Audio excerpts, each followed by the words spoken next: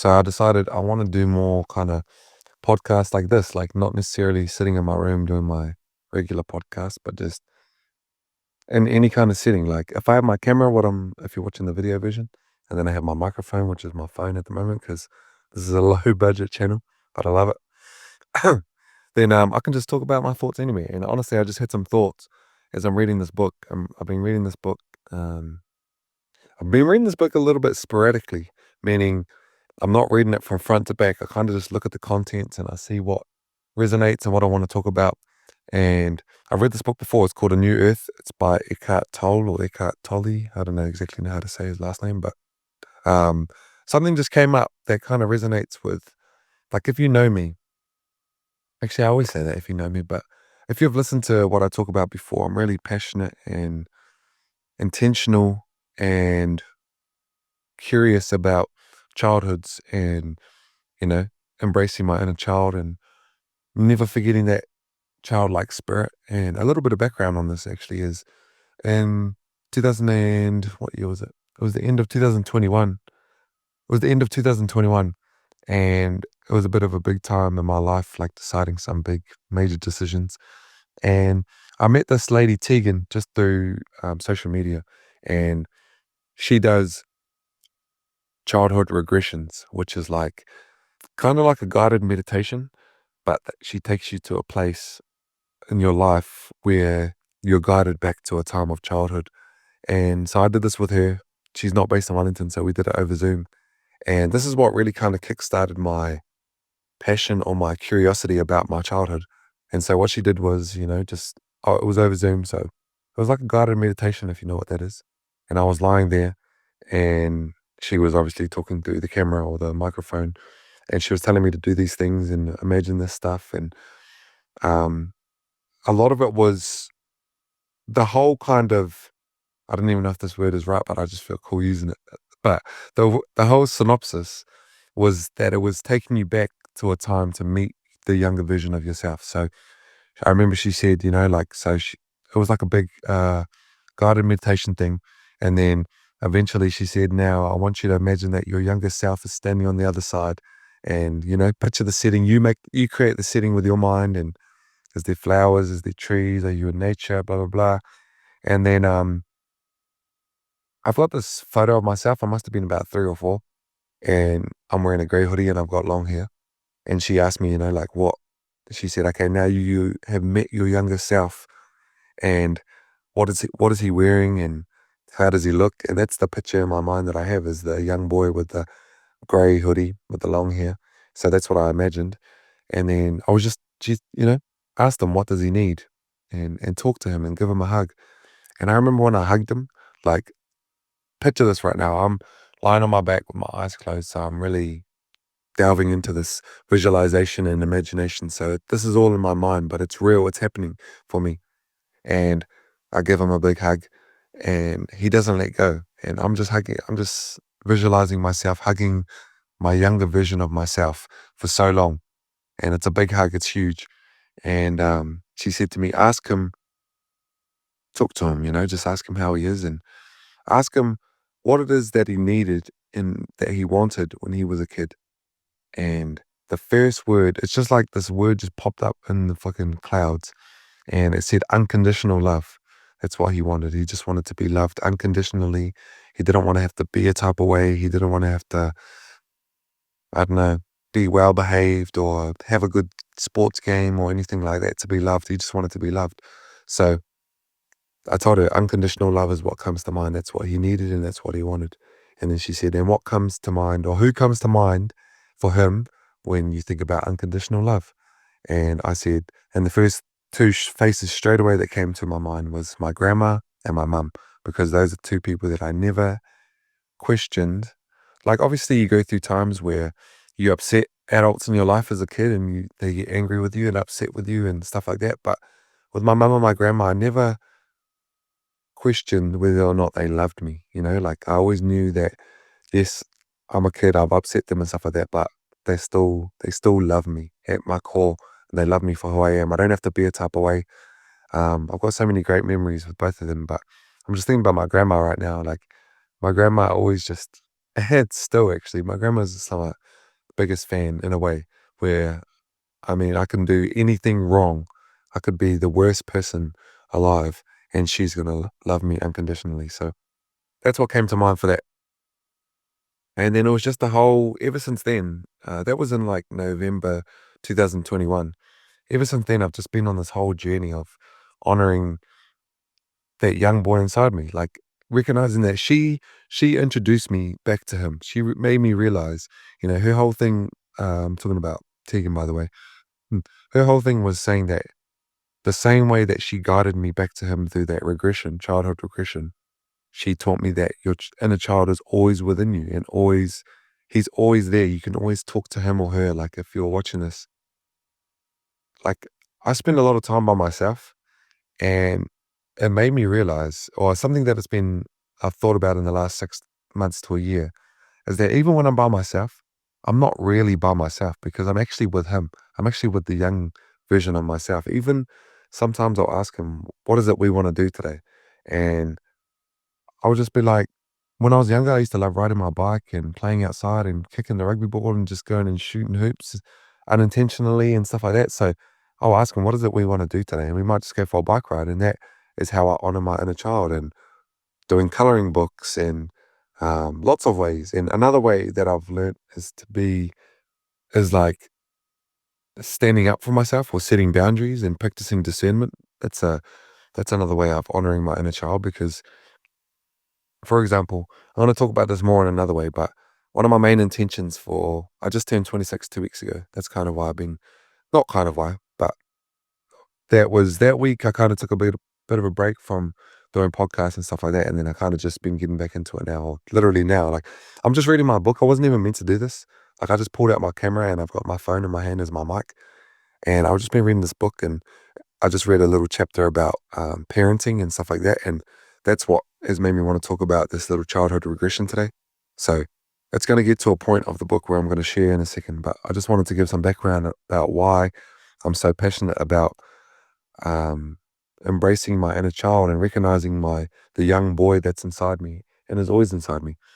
And to get back to what I was saying about, I just turned 26 2 weeks ago, and I set some intentions, two main intentions, but one of them I'll share with you right now is to be a better communicator and to speak up when I feel something and to not be afraid to say no. And a little example of this in a way is the other 2 Saturdays ago, I was hanging out with my friends and I really felt like I just wanted to go home. Like I just wanted to chill. I just wanted to have a chill weekend or like a chill rest of my Saturday because like we'd had some great hangouts and chatting and stuff like that. And I just wanted to be in a chill space after that.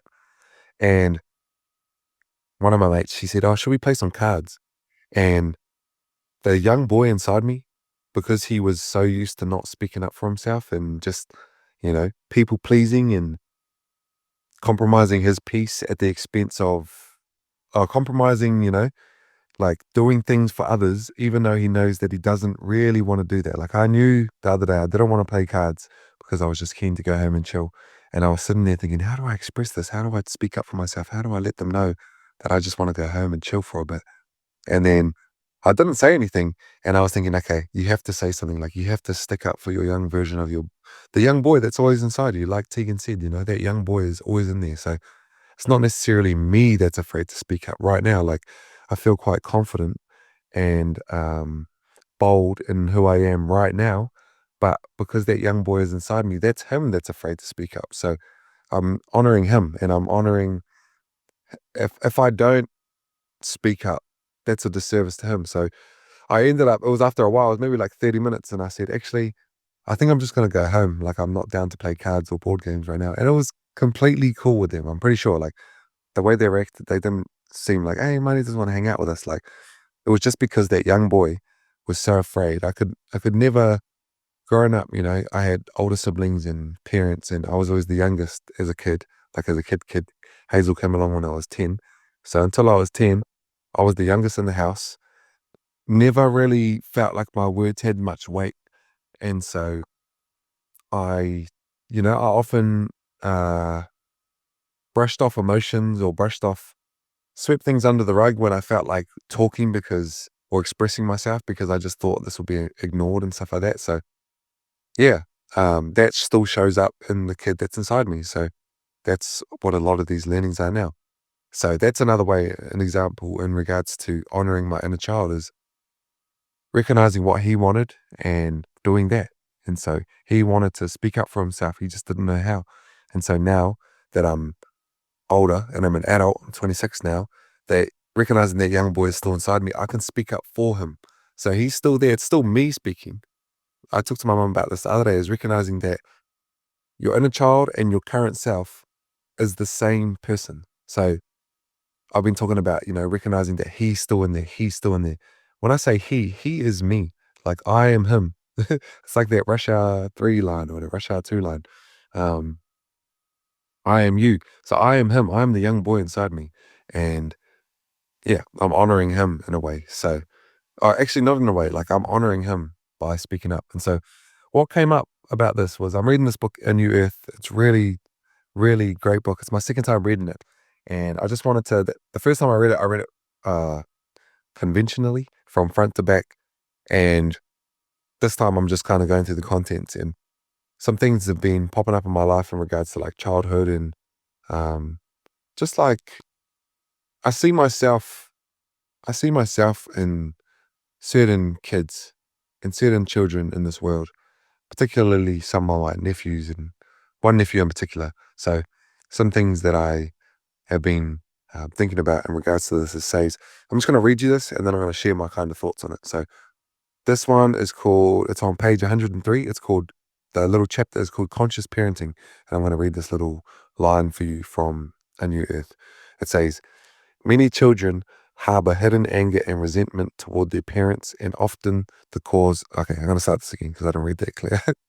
Many children harbor hidden anger and resentment toward their parents, and often the cause is inauthenticity in the relationship. The child has a deep longing for the parent to be there as a human being, not as a role, no matter how conscientiously that role is being played. You may be doing all the right things and the best you can for your child, but even doing the best you can is not enough. In fact, doing is never enough if you neglect being. The ego knows nothing of being, but believes you will eventually be saved by doing. If you are in the grip of the ego, you believe that by doing more and more, you will eventually accumulate enough doings to make yourself feel complete at some point in the future. And this next part is to add to this. It says, how do you bring being into the life of a busy family, into the relationship with your child? The key is to give your child attention. There are two kinds of attention. One we might call form-based attention. The other is formless attention. Form-based attention is always connected in some ways with doing or evaluating. And this might resonate with you because this resonates with me. And so the form-based attention is, this is an example, is your parent talking to you like this. Have you done your homework? Eat your dinner. Tidy up your room. Brush your teeth. Do this. Stop doing that. Hurry up. Get ready. What's the next thing we have to do? This question pretty much summarizes what family life is like in many homes. Form-based attention is of course necessary and has its place. But if that's all there is in the relationship with your child, then the most vital dimension is missing and being becomes completely obscured by doing, by the word, by the cares of the world. And then switch that to formless attention. It says, formless attention is inseparable from the dimension of being. How does it work? As you look at it, okay, here we go. And then the opposite of form-based attention is formless attention. And here's what it says. Formless attention is inseparable from the dimension of being. How does it work? As you look at, listen to, touch, or help your child with this or that, you are alert, still, completely present, not wanting anything other than that moment as it is. In this way, you make room for being. In that moment, if you are present, you are not a father or a mother. You are the alertness, the stillness, the presence that is listening, looking, touching, even speaking. You are the being behind the doing. The reason that these lines were important to me, I was just reading this. I wasn't even meant to speak here, but I was reading it and I thought I want to share this because the way this shows up is because when I make mistakes in my life and I fall back into old habits and I fall back into you know, um, I've had troubles, or I don't even want to say troubles, but like every other human, I have addictions and I have things that I want to overcome and habits that I want to break. And when I don't, like, say if I overcome a habit or an addiction and I fall back into that, I give my inner child form-based attention at times. And I question, oh, why did you do that? Why did you fall back into that habit? Why did you do that? Like, um, I might miss a day at the gym and say, oh, why'd you miss that day, bro? Like, I'm talking to myself with this language. And if I imagine, how would my inner child want to be spoken to? He wouldn't want to be spoken to like that. He would want to be seen, listened to, spoken to nicely, like the formless attention examples. So when I was reading this, I thought, okay, I don't have any kids. So this is not like, I can't relate this to how I can speak to my children. I can relate this to how I speak to my nephews and nieces and other young people in my life. So just trying to be conscious of the words I use with them and the attention that I give to them, and just trying to be there with them, being. And so, but because I'm not with children every day, I realize that I can speak better to myself and I can give myself better attention and apply these learnings to my younger self that's always inside. What I've talked about in this video is recognizing that the inner child is always with you. So yeah, that's a big learning that I just learned from this book right now, is to give that young child that formless attention, and like it said in the book, both are necessary.